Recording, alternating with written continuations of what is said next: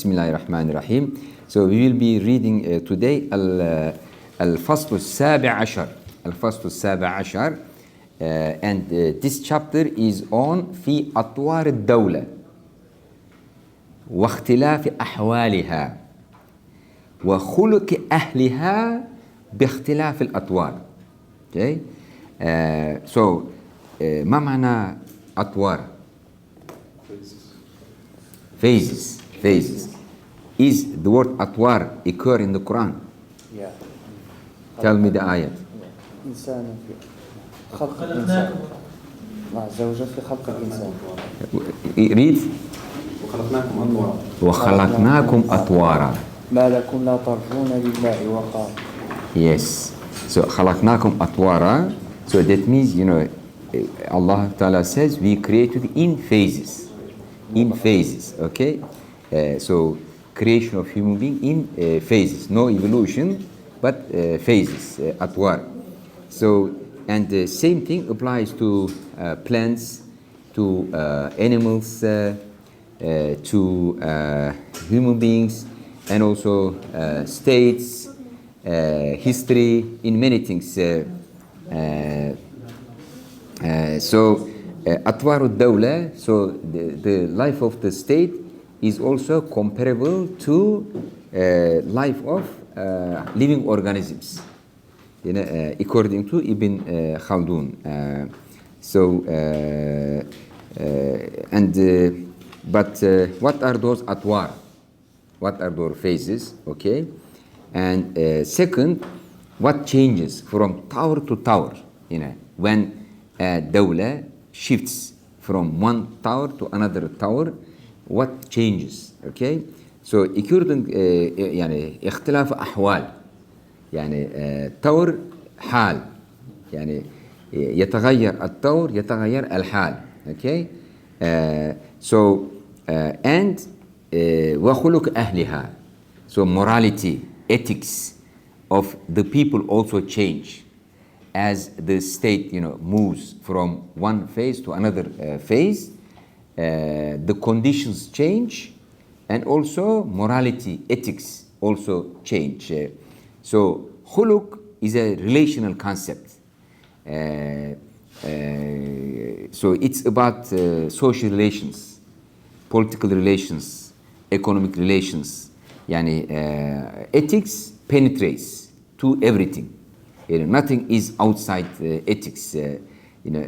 Everything is ethical, in our life. So the morality of people, the ethics of people also changes as people move from one stage to another stage. Okay, so it's very important that he's emphasizing morality. Okay.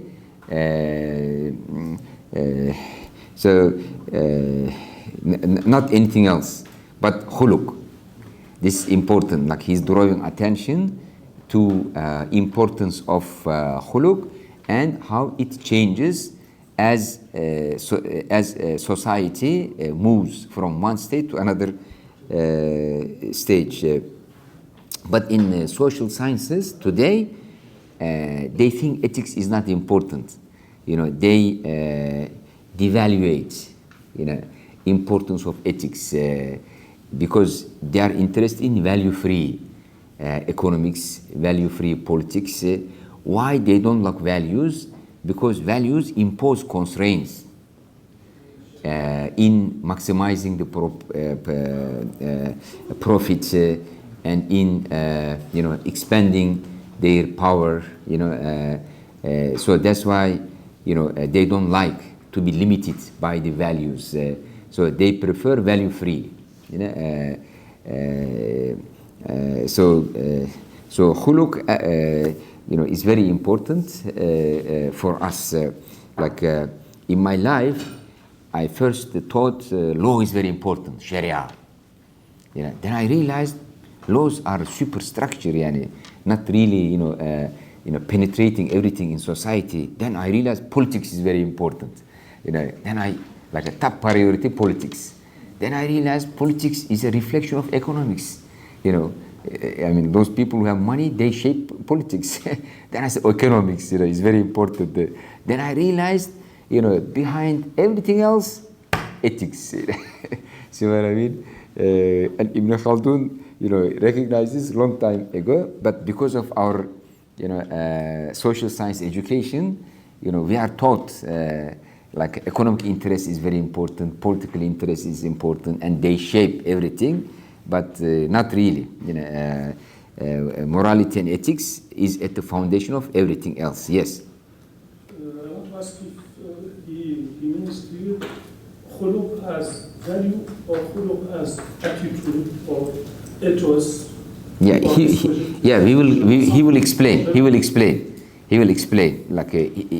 Like here, dawla is used with a very different meaning than we use state today, and also khuluq, you know, is very different. So it's like manners, ethics, morality, attitudes in a very general. You can even say culture, you know, in a very broad sense, and it will become clear as we will read, inshallah ta'ala, in the concrete detail. Okay, اعلم أن الدولة تنتقل في أطوار مختلفة وحالات متجددة.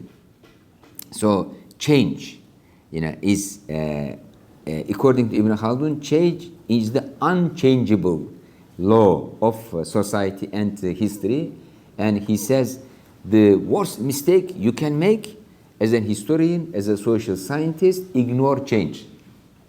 Yeah, that would be like a detrimental mistake. You have to always take change into account.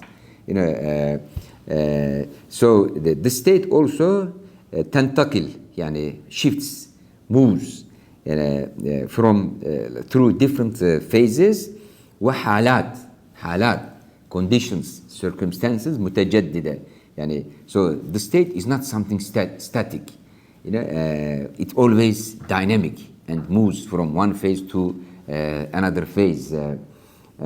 ويكتسب القائمون بها في كل طور خلقا من أحوال ذلك الطور. So those who run the state, you know, they acquire a particular morality from the condition of the state, from the phase in which the state is at the moment. So the phase of the state shapes their morality, you know, their ethical stand and attitudes and behaviors and manners.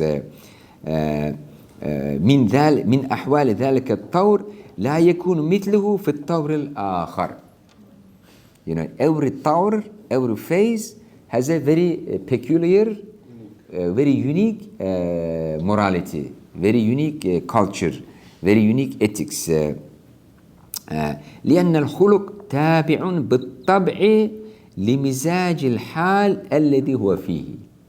Because this very important statement, you know, very general law, because خلق follows naturally مزاج الحال, you know, the composition of the condition, the composition of the circumstances in which it's practiced. You know, so the habitus or the social milieu has an impact on people's morality, people's ethics and conditions. So it's both ways. You know, like our morality has an influence on the conditions, on the circumstances, on the milieu, but at the same time, our milieu has an impact on our morality. Like if you live in New York, it's very different than living in Istanbul or in Casablanca or in Qatar, you know, or in Afghanistan or in Japan. You see what I mean? This circumstances, the milieu has a very decisive impact. So لأن الخلق تابع بالطبع لمزاج الحال الذي هو فيه. So that's why, like when you raise your children, you know, مزاج الحال, you know, you place them in is very important. You know, certain things are formally taught, but there is hidden curriculum. You know, there is hidden curriculum communicated, you know, to your children without you or them even knowing. You know, so just the environment. You know, so مزاج الحال. Yes. هل يقصد بأهلها أهل الدولة يقصد القائمين عليها أي القادة؟ لا يعني أهل where is this القائمون بها في كل طور من أطوال ذلك الطور، يعني أين أهلها؟ ويكتسب القائمون بها في كل طور خلقا من أحوال ذلك الطور لا يكون مثله في الطور الآخر. أهلها في العلم خلق أهلها، يعني خلقوا القائمون لا القائمون والشعب في نفس الوقت. نعم، يعني أهل هذا الطور، أهل هذا الطور يعني. نعم، أهل الطور، يعني الضمير راجع إلى الطور لا إلى القائمون ولا إلى الآخر يعني. نعم. وحالات الدولة وأطوارها لا تعدو في الغالب 5 أطوار. يعني for the most of the time the phases of the state doesn't exceed 5 phases. You know, so he doesn't say like absolutely just 5. You know, but he says in most cases. Yani there may be some other phases in particular circumstances, but in general, you know, he says I identified 5 phases. Okay. Yes. So الطور الأول, I mean, like we can talk more, you know, about everything, but we have to finish. So that's why I'm not going like too deep, you know, in every explanation. So الطور الأول طور الظفر بالبغية وغلب المدافع والممانع. So the first phase in دولة, in a society, in a civilization, you know, is victory, the phase of victory, and defeating the enemies, defeating the rivals. You know, so the first phase is the victory, the phase of the victory, you know, and acquiring power. That's the first phase, taking over the state. والاستيلاء على الملك, you know, taking over the state, taking over power. وانتزاعه من أيدي الدولة السالفة قبلها, and you know, taking it from the previous dynasty or previous ruling class or previous people who were ruling the state. So that's the first phase. So shift of power to a new group, you know, and this new group becomes victorious over the other group. فيكون صاحب الدولة في هذا الطور أسوة قومه. So at this stage, صاحب الدولة, the commander or the ruler or the leader, is in the eyes of the followers hero. يعني مجد.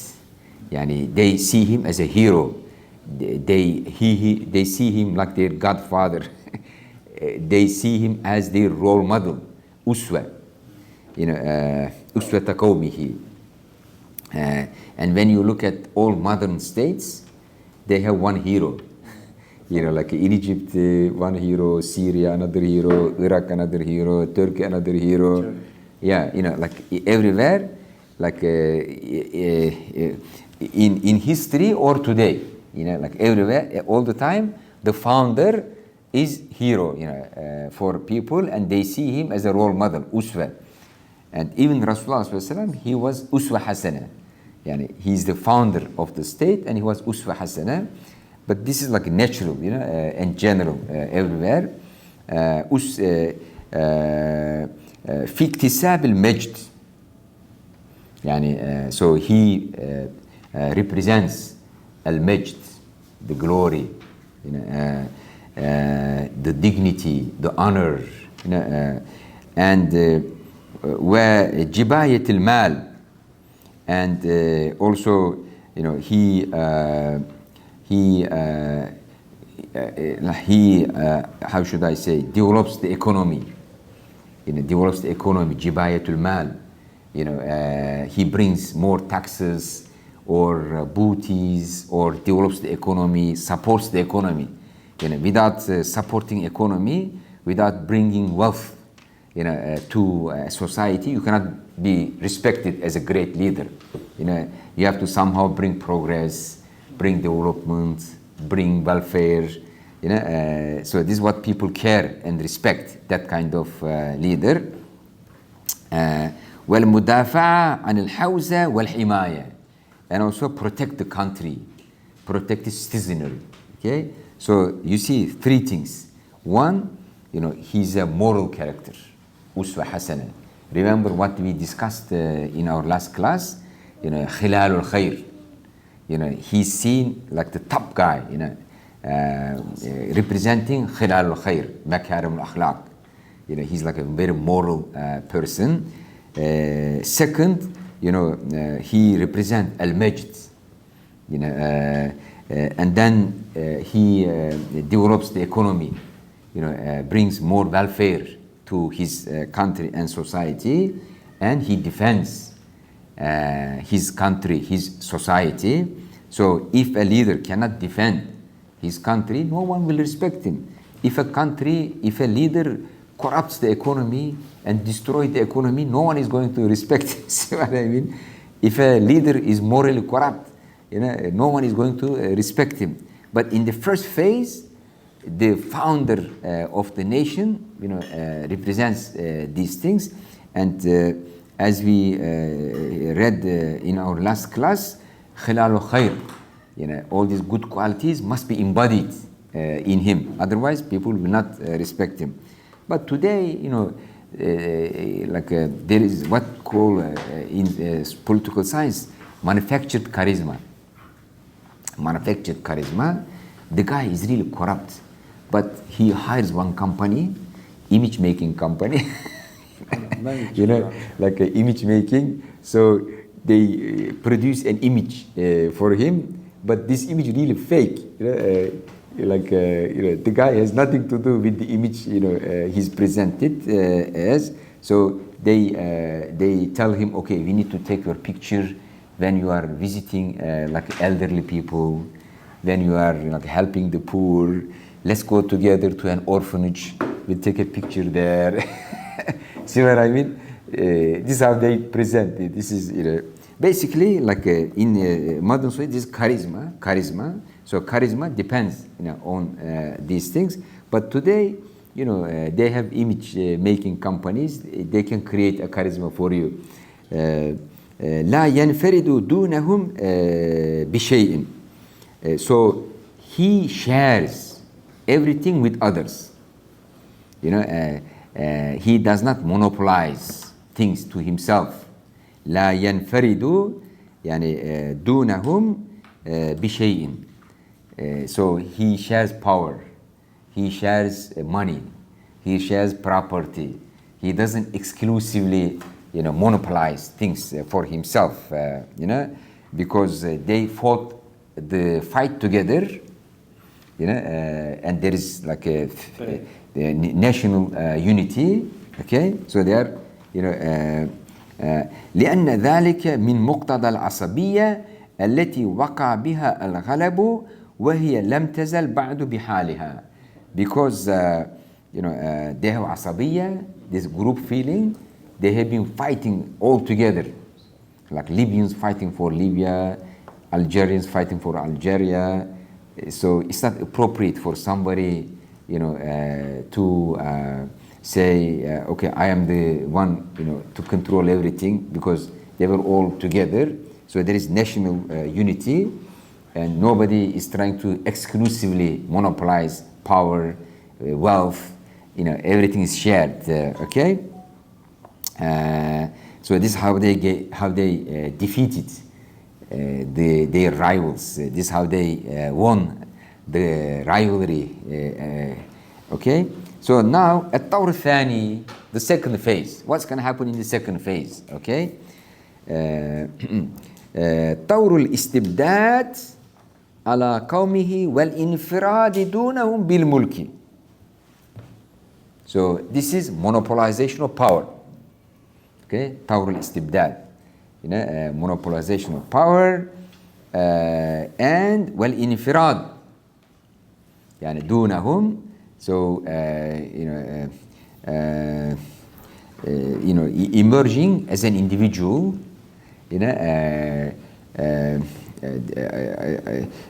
without all the groups involved in the beginning. بالملك, with power. So this new leader, he's trying to establish istibdad and infirad بالملك.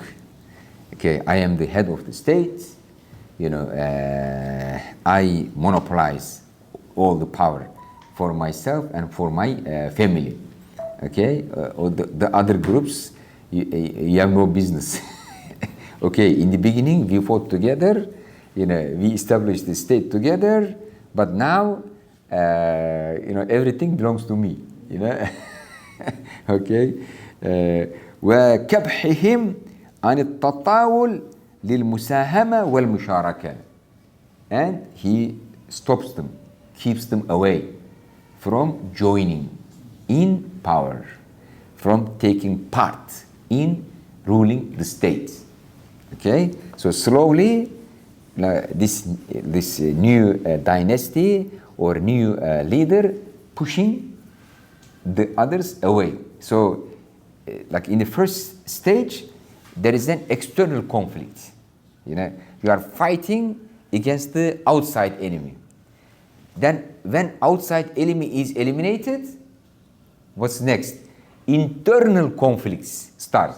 Into domestic enemies? Yeah, domestic enemies. So the new ruler is trying to eliminate all potential rivals and trying to monopolize the power. Okay, and so he pushes them away from musahama wa musharaka. Said, thank you very much. I don't need your help. I don't need your contribution.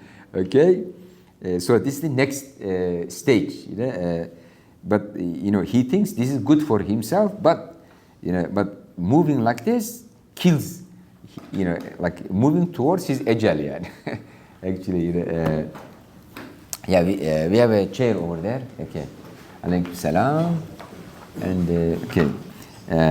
ويكون صاحب الدولة في هذا الطور معنيا باصطناع الرجال.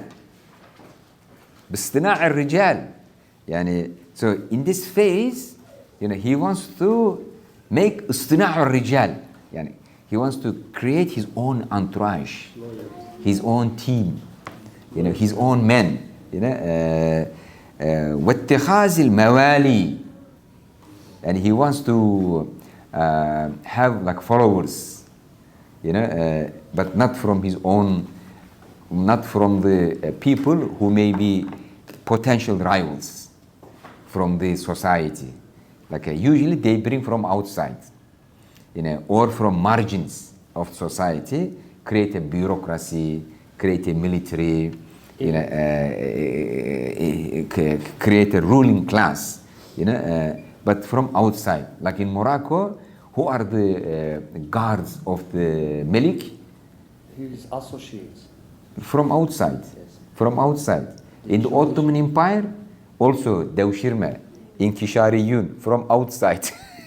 And Abbasids, they brought Mamalik. Right? There are so many Arabs. No, they don't want Arabs. because those Arabs may be rival in the future. There are like so many Turks, but Ottomans don't want other Turks. They bring inkishariyun, they recruit, people from the margins of the Balkans. Like all the Grand Viziers, they are like a Serbian, Bulgarian, and even the wives of the Ottoman sultans, they are like a Ukrainian, Bosnian, Bulgarian. Like Hürrem Sultan, wife of Suleiman the lawgiver, Suleiman the Magnificent, she's from Ukraine. She's Ukrainian. See what I mean? Why? يعني اصطناع الرجال واتخاذ الموالي والصناعي from outside, because they pose no rivalry, they pose no threat. Okay. والاستكثار من ذلك يعني increase your men who are supporting you لجدع أنوف أهل عصبيته, to break the dignity, to break the how should I say power of people who had same asabiya with him in the first phase, to break their asabiya, وعشيرته المقاسمين له في نسبه.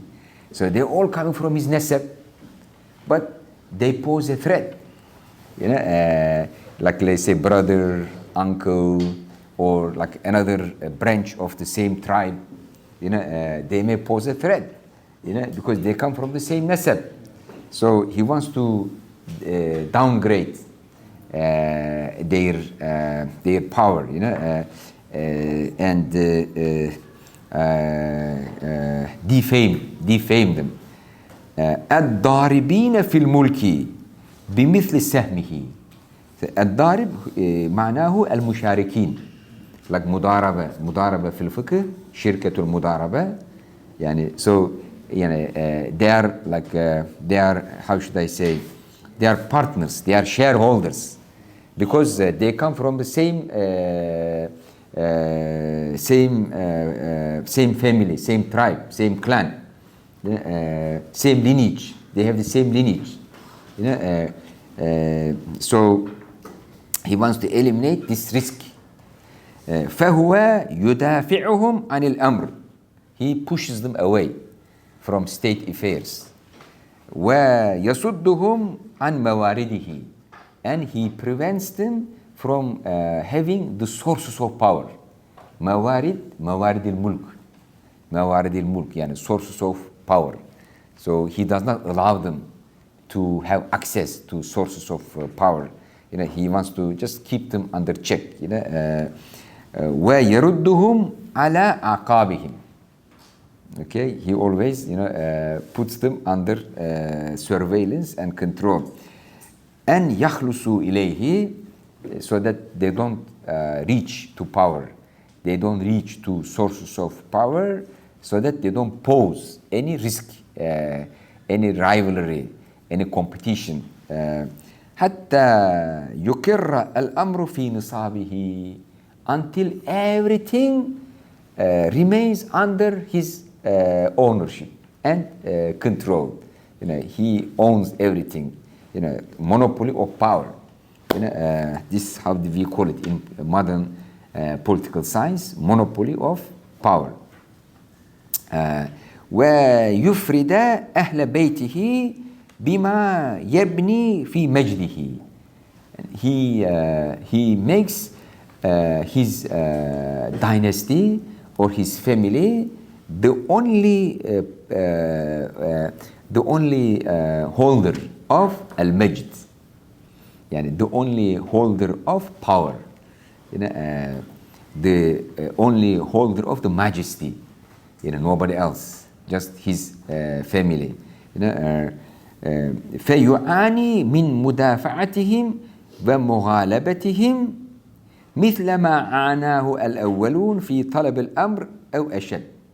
So then, he's concerned with fighting against his inner enemies, inner rivals, inner potential competitors, this is similar to the way he and all others fought, against external enemies. But this time, ashad. I remember now that my sociology professor, we were doing like network analysis. He was saying, adversity and fight with people outside the network is less intense than inside fighting. Inner fighting is more intense. Like, look at those Sudanese. They are fighting with each other. Go and fight Israel. No. See what I mean? They declare, oh, Israel our enemy, etc., but no fight. And look at those Iranians. They are fighting the Sunnis in Iraq, in Syria, in Yemen. Go and fight the Israel. They speak only oh, they are like our enemy, but in practice they go and kill each other as Muslims. See what I mean? So this is inner fighting. Inner fighting. This is the law in sociology. Inner fighting is more intense than outer fighting with outside enemies. So he's أشد أشد لأن الأولين دافعوا الأجانب فكان زهراؤهم على مدافعتهم أهل العصبية بأجمعهم.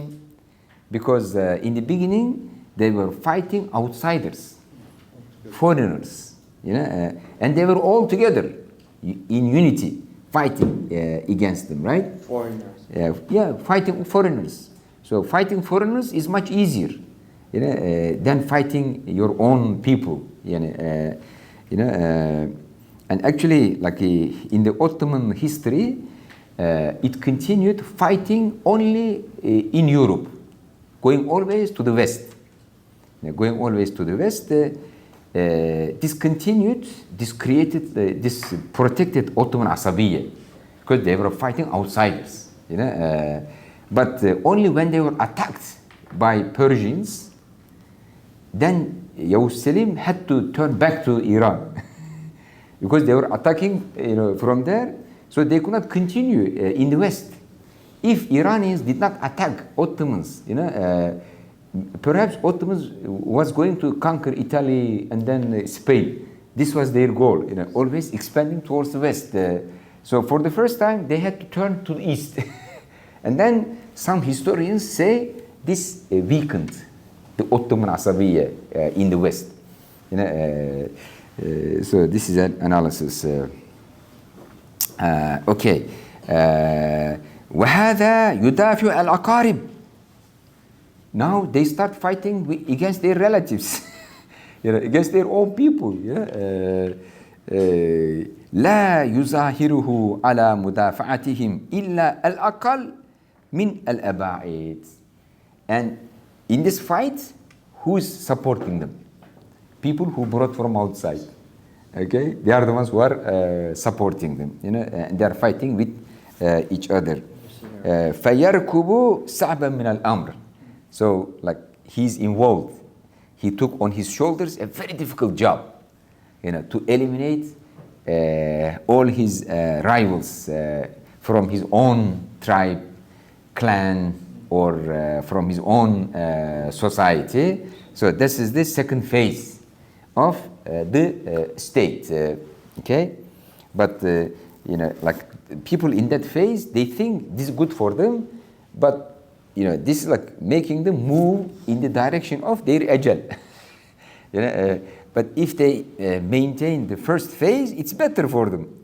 But they think, psychologically and sociologically, politically, they are pushed, to move in this direction unless they become aware that, monopolization of power is not good. But then this also poses a risk.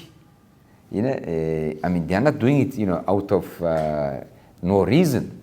There's a reason why they are doing this, because they see, wow, this guy may depose me from power, and he has the same honor, same sharaf, and we are from the same family, so there is a risk, and they want to make sure, you know, nothing is going to happen. You know? See what I mean? الطور الثالث, the third phase, you know, the state or society or civilization, you know, moves on. طور الفراغ والدعة. It is the phase of leisure. It's a phase of tranquility, you know, tranquility and leisure, you know, لتحصيل ثمرات الملك. Because now this ruler established himself, monopolized the power, no more rivals, no more risks. You know, he established himself as the only power holder with his near family. Now it's time to enjoy ثمرات الملك. ثمرات الملك مما تنزع طباع البشر إليه. You know, those fruits, human nature is attracted to. You know, human nature desires to get and enjoy. Okay, like what? Like what are the things human nature enjoys to get? Let's say we tell you, okay, tell us your wishes, and those wishes will be given to you. Let's say the genie comes to you, and you know, then okay, what's your wish? We'll give it to you.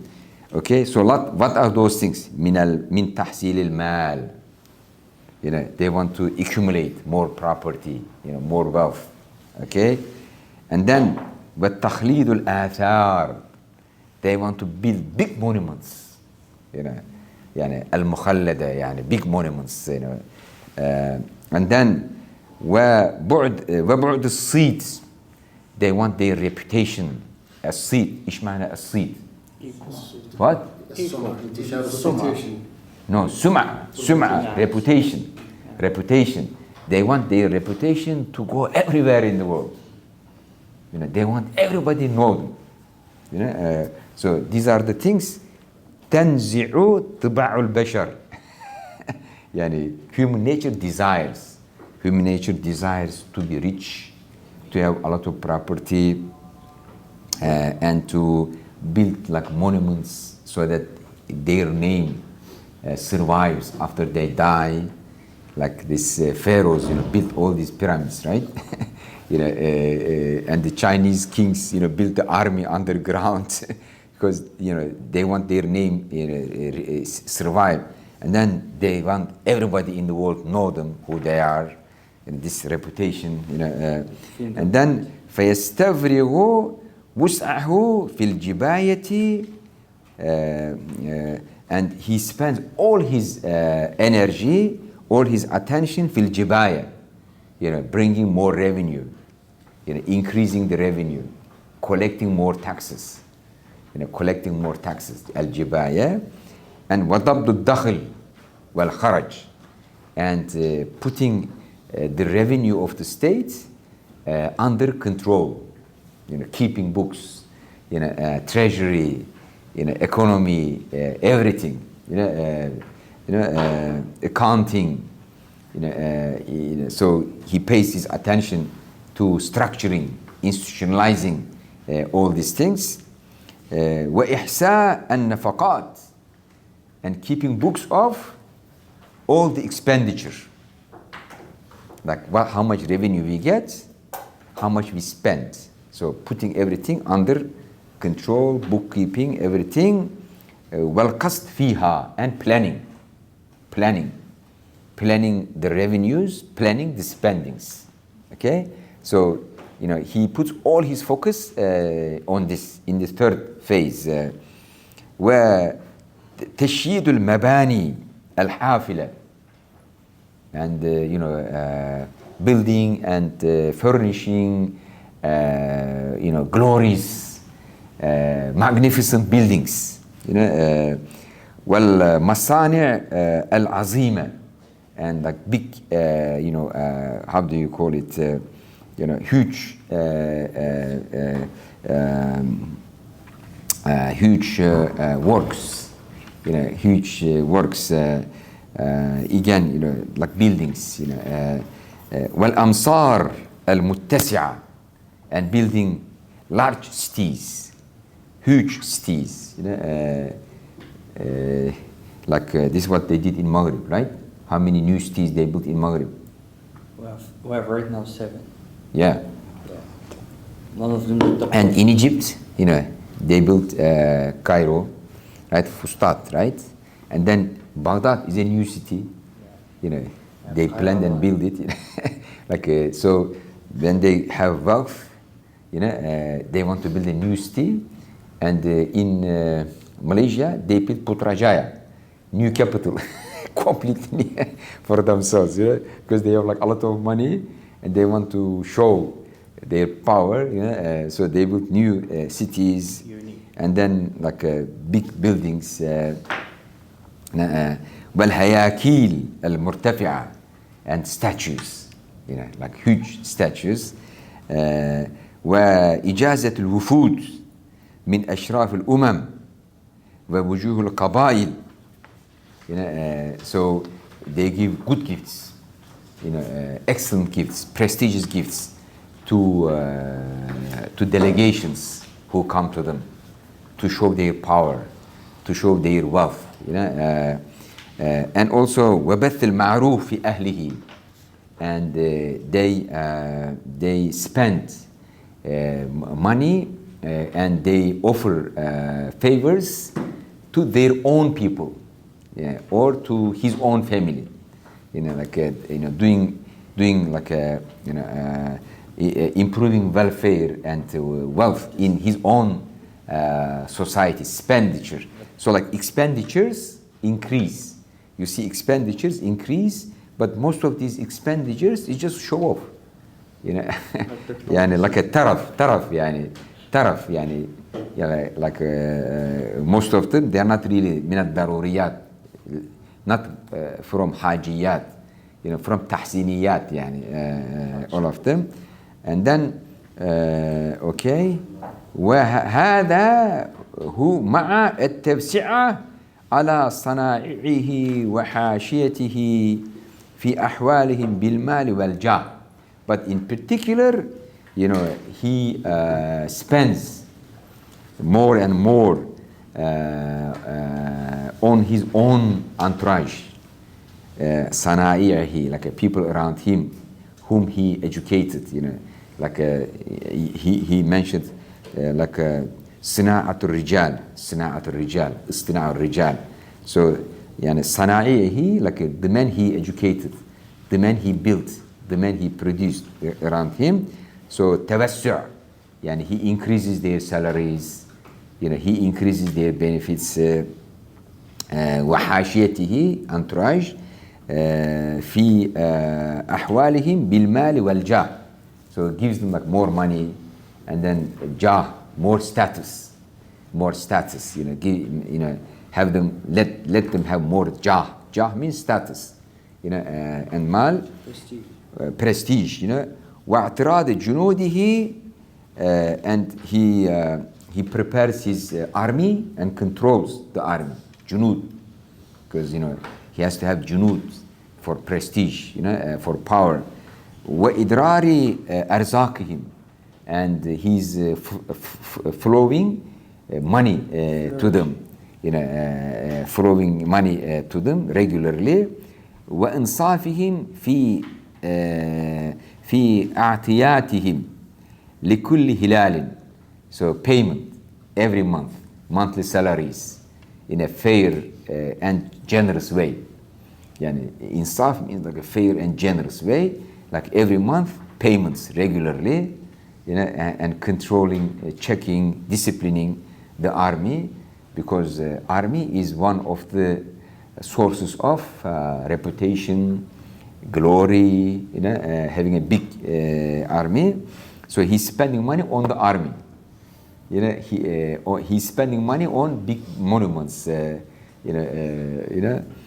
حتى يظهر أثر ذلك عليهم في ملابسهم وشكتهم وشاراتهم يوم الزينة. So that the impact of this expenditure on the army is manifested in their armory, the weapons, their outfits, when they parade. يوم الزينة.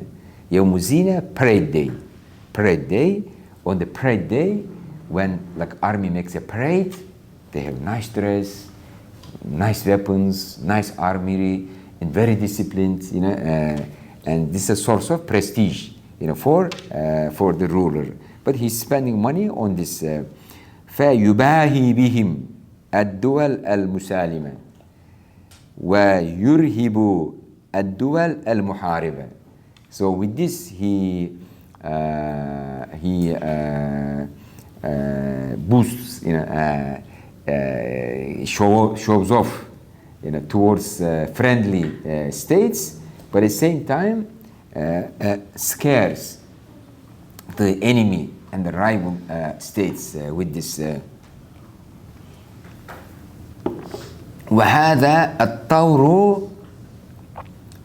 الطور آخر أطوار الاستبداد من أصحاب الدولة. So this is the last phase of the monopoly of power. Why? Because then they will start losing it. لأنهم في هذه الأطوار كلها مستقلون بآرائهم بانون لعزتهم موضحون الطرق لمن بعدهم. Because until like in this second and third phase, they are alone. They have solitary power. They control all power. مستقلون بآرائهم. They make their decisions. بانون لعزتهم, and they built their own glory, their own majesty. And they prepare the path for the next generation, so that they follow. عليكم السلام. هنا الاستبداد ليس بالمعنى المعاصر. لا, استبداد here monopoly of power. هو الاعتماد على الفات. أيوة. الطور الرابع, then comes the fourth phase, طور القنوع والمسالمة.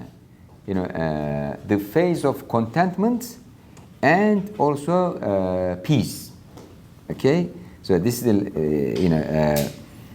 no more fight because now they want to enjoy the power, they want to enjoy the wealth that they have. ويكون صاحب الدولة في هذا قانعا بما بنى أولوه. So at this phase, the ruler of the state is very content with what his predecessors built and transferred to him. Okay, he's content with this. He doesn't want to expand. He doesn't want to develop further. He's happy with what he has. Okay. سلما لأنظاره من الملوك وأقطاله. So he wants to be in peace with like other similar rulers. He wants to be he wants to remain in peace with them. مقلدا للماضين من سلفه. So he wants to just imitate, follow the example of his predecessors. He doesn't want to change anything. So because the predecessors, they were very powerful, they monopolized the power, they built all this big army, all these monuments, treasure of the state. في كرسي طيب شكرا جزاك الله خيرا شكرا. So he just wants to follow the set system, doesn't want to change. فيتبع آثارهم حذو النعل بالنعل. He wants to follow their footsteps without any change. ويقتضي طرقهم بأحسن مناهج الاقتداء. So he wants to follow what they have already done because he's very proud of them. He thinks, they did an excellent job. Let's follow their footsteps without changing anything. ويرى أن في الخروج عن تقليدهم فساد أمره. And he thinks if he deviates from the system they established, this will cause destruction, collapse of the system. وأنهم أبصروا بما بنوا من مجده. So he thinks they were like much smarter than himself, more intelligent than himself. They had more wisdom than himself. So the best thing is just follow the way they established their glory and majesty. Okay, so this is stagnation.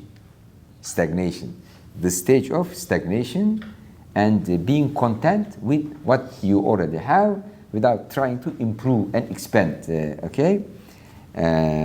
Then comes الطور الخامس, the fifth phase. This is طور الإسراف والتبذير. So how do you translate إسراف and تبذير? خراب. ها؟ الخراب هو الإفلاس.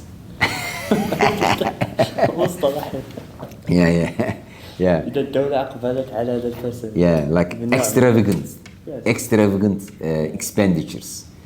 Extravagant expenditures, like a useless way of spending state money, wasting of the resources. Yeah, wasting of the resources, not using them in a rational way, تبذير ولا تبذر تبذيرا in the Quran. So إسراف and تبذير, ويكون صاحب الدولة في هذا الطور متلفا لما جمع أولوه في سبيل الشهوات والملاذ والكرم على بطانته وفي مجالسه واصطناع أختان. So at this phase, the ruler spends money extravagantly, like waste the money, mutlif.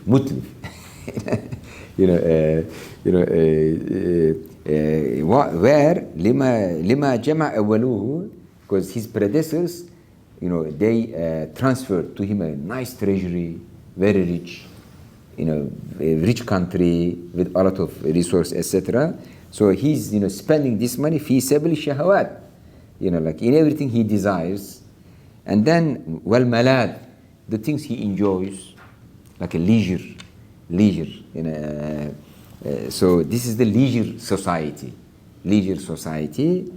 المترفون, running after pleasures, running after desires, okay. والكرم على بطانته ومجالسه. So he's generous to his close friends only, and he's spending money في مجالسه, يعني مجالس بطانته. He's spending money in like parties with his friends, close friends. Basically, he's getting disassociated with the problems of the society. Focusing on his own butana, his close friends, his close entourage, not even bureaucracy, and his close friends. So bureaucracy was in the second and third phase. Third phase is bureaucratization, like establishing a system,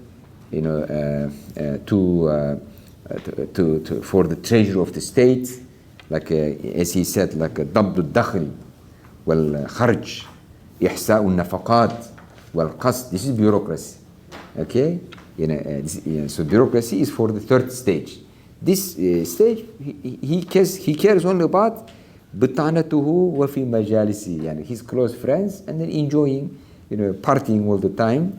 واصطناع أختان السوء, and gaining bad friends, bad associates, وخضراء الدمن you know دمن you know and corrupt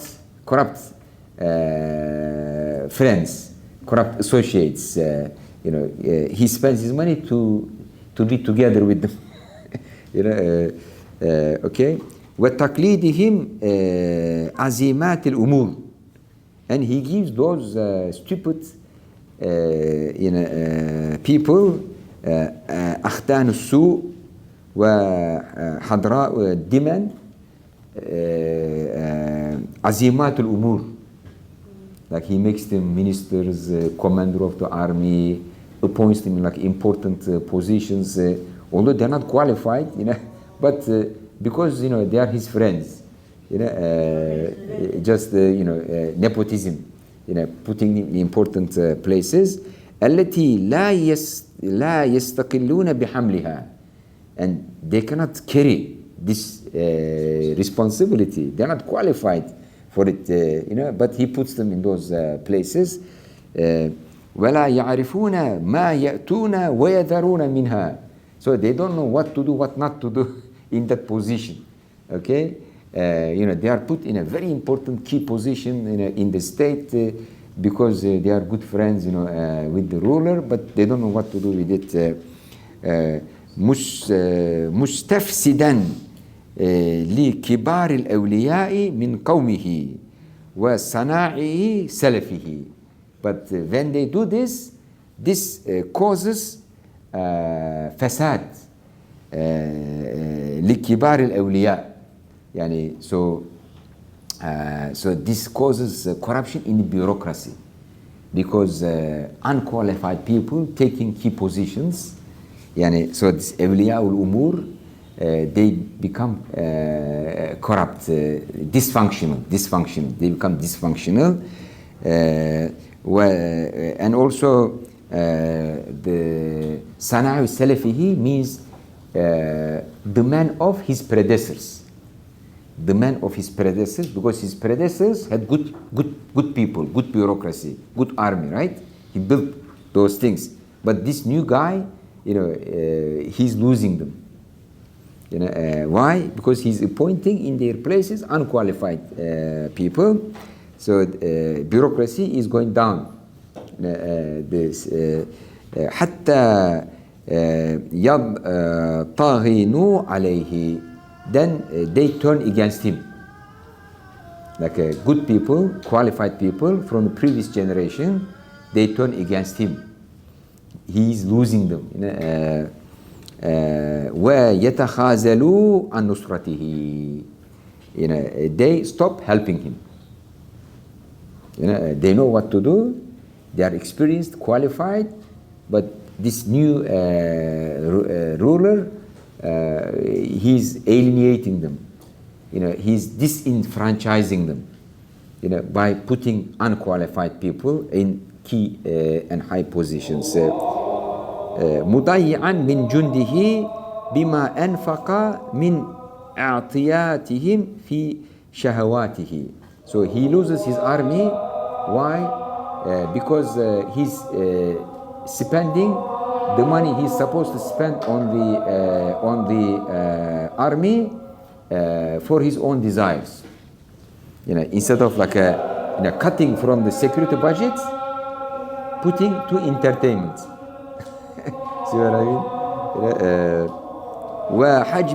وحجب عنهم وجه مباشرته وتفقده. So he does not meet with them. He does not meet with the army people. He does not meet with the bureaucracy.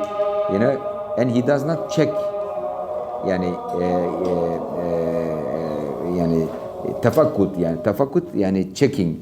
You know, holding them accountable for what they are doing. He doesn't do this.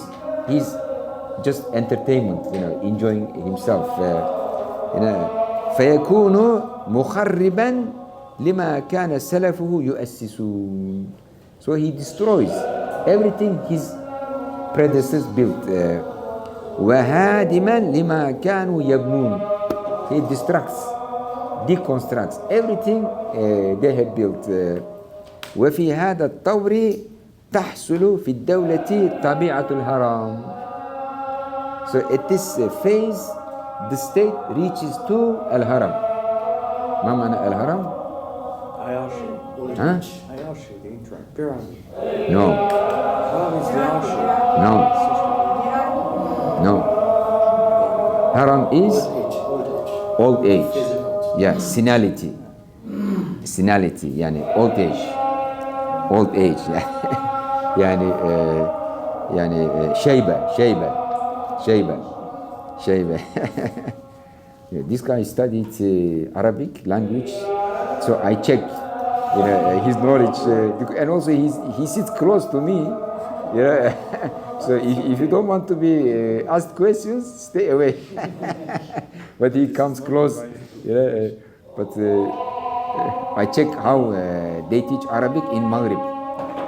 It seems they have some problems in teaching Arabic in Maghrib. المترفين الله says in Quran أمرنا المترفيها ففسقوا فيها فحق عليها فدمرناها. Yeah, but haram أيضا has two meanings. Haram في مصر أهرامات, and then haram means شيبة. يعني two meanings, okay? حرام المادي. Yes, yeah, when something depreciates, yeah. اللهم إني أعوذ بك من الهرم.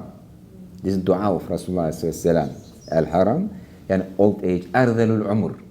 Yeah, okay. So at this stage, this is like يعني signs of old age, appears in the organization of the state.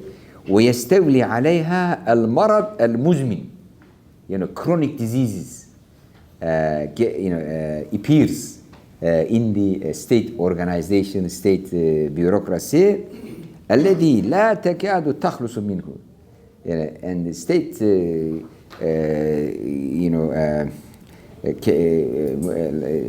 difficult, to get away from those problems and illnesses.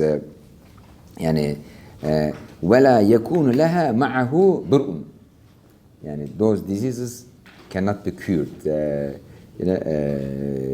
إلى أن تنقرض كما نبينه في الأحوال التي نسردها. And then this continues until the state collapses and disappears. يعني لكل أمة أجل. Yeah, so it comes. والله خير الوارثين. So now you have this handout. So these are the 5 stages.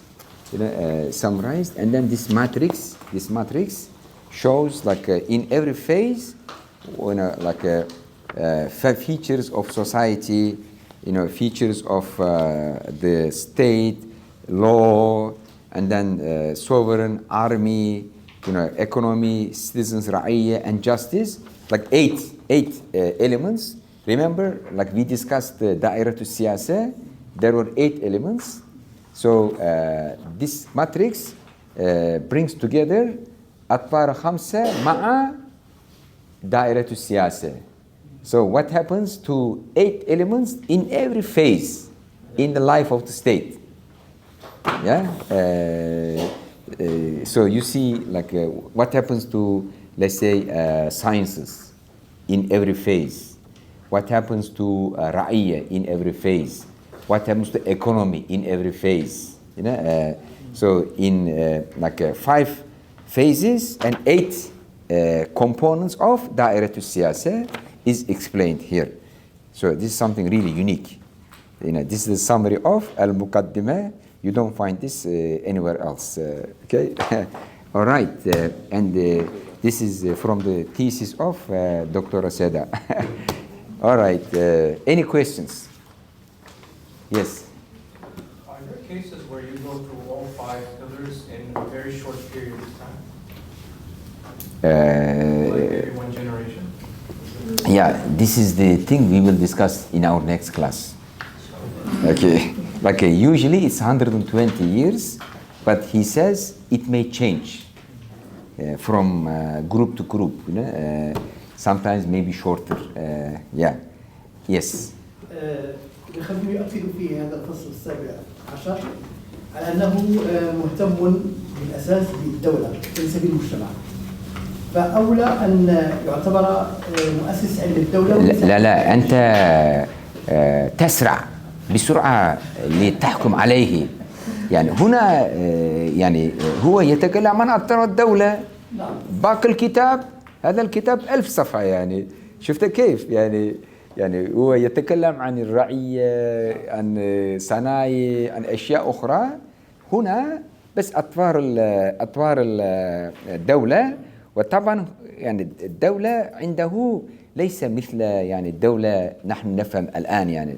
يعني ليس بمعنى ضيق، يعني بشكل واسع كما ترى. يعني لا تسرع إلى الحكم. يعني بعد قراءة هذا الفصل يعني قرأت المقدمة كانت نعم مجموعة من القواعد. نعم. هذه ملاحظة.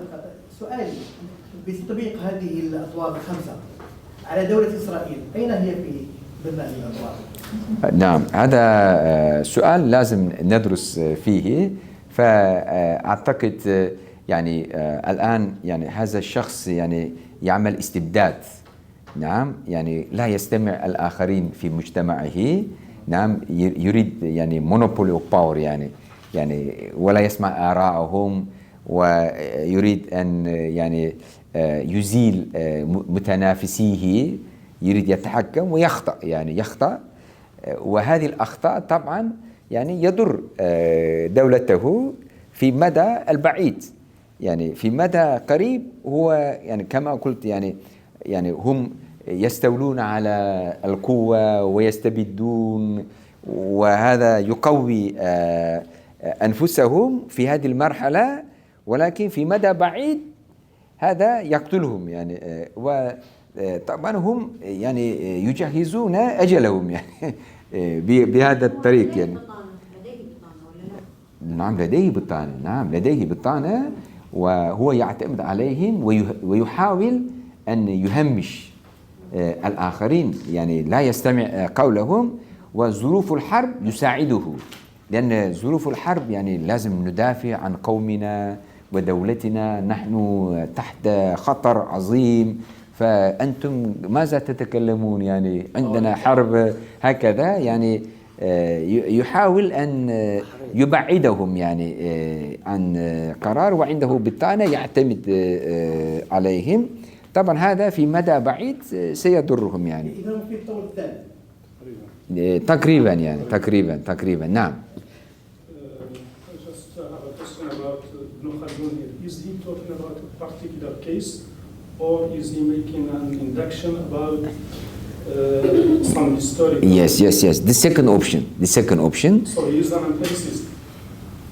Yes. Yeah. So this is like derived from empirical cases he studied. You see, he does not make any reference to any particular case. He doesn't say like Abbasids, did this, Umayyad did this, or like in North Africa, like Idrisiyun did this. No, because he's talking about general laws.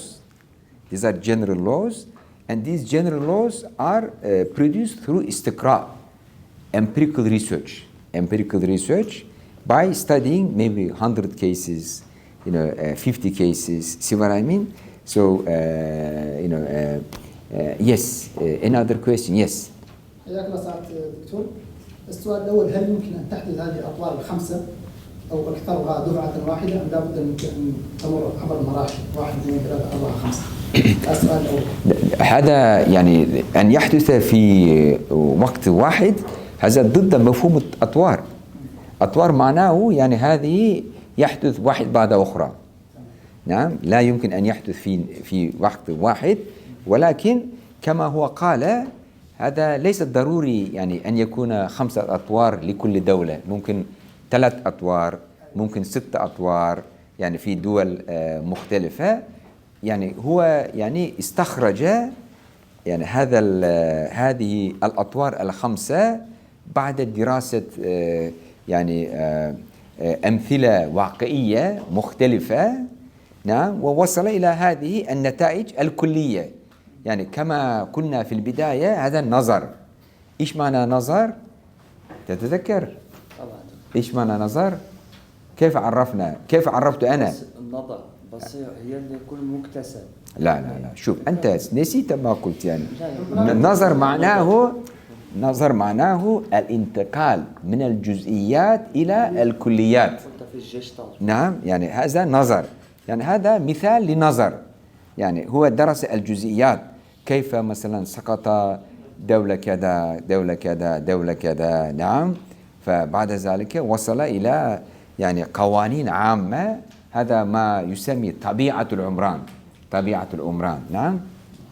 السؤال الأخير هو في خلال الحديث عن الثور الثالث بنهايته يقول وهذا الطور آخر أطوار الاستبدال من أصحاب الدولة. أيوة. لا يعتبر الطور الخامس طور من أطوار الاستبدال، لأنه يتحدث به يقول مضيعا من جهده بما أنفق من عطياته في شهواته. يتحدث هناك نعم. ممكن يكون مش بشكل واضح، ولكن هو موجود ضمني داخل. لا يعني لأنه يعني في الطور الرابع شوية يعني الحاكم يضيع تحكمه في الدولة، يعني نعم، يعني يبدأ فساد، يعني وهو أيضا لا يهتم يعني في استبداد، يعني في monopoly of power، يعني controlling the army, controlling the budget and spending them on the right places and building the glory, building the reputation. They turn inside, just like extravagant expenses, leisure, waste. See what I mean? So that's why, so basically, like as it's shown here, like this is the top, then going down. So basically, he's saying like after this third phase, going down starts, collapse begins. Like a third stagnation, then going down. Fourth and so this is what he means. Yes. Okay. Question, I was going to say, Dr. Hallak is talking about like how the modern state's existence like changed the entirety of understanding of governance. Like the state itself, the concept itself is a modern technology. He says. Like, yes. For example, he called governance all the like pre-modern states. Even the citizenry, he says, we didn't have it in the pre-modern governance. So all of these, concepts have changed entirely. Like the paradigm shifted from one understanding to another. Does this on its own bring some sort of a critique or a necessity to reread all these, like atwar of Ibn Khaldun that is brought towards like state? Yes, this is exactly what Professor Hallak is saying. Like here, the state is very limited.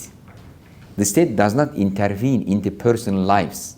But now, today, you are born in a hospital, you need to get birth certificate from the state. If you don't get this birth certificate, you are nobody. You cannot do anything. You have to get a credit card, you have to get a telephone number, you have to have a bank account, and then you have to get married within a state institution. You have to have this paper from the state, otherwise they're not going to recognize that you are married, and you have to die in a state institution, and you have to get a paper that you died. See what I mean? But in the past, the state controlled like a limited part, in people's lives. It did not intervene in the personal lives. So today they even like intervene in your sexual life. Okay, you have to like approve LGBT, and they decide how you educate your child. Like parental consent is removed. Your child may get confused in the school. If he's a boy, if he says, I'm a girl, you have no say. If you object, you end up in prison.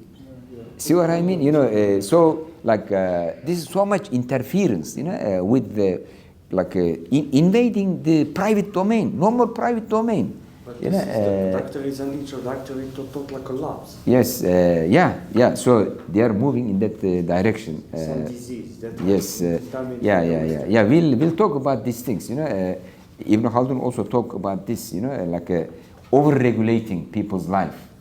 He says over-regulating people's life causes collapse and makes people stupid. Because they are not allowed to make any decision for their own life. because all the decisions are made by the state for you. You know, like education is obligatory, this is obligatory, this is obligatory. Like 99% of the decisions are made for you. So you're not supposed to think. You know, he says this goes خمولة. إيش معنى خمولة? Tell me, you don't know خمولة. الخمول. Huh? Laziness. No, laziness and stupidity. خمول يعني not active يعني like you know very stagnant. Yeah, because like everything is decided for you. He said like over-disciplining people, over-regulating them causes خمول.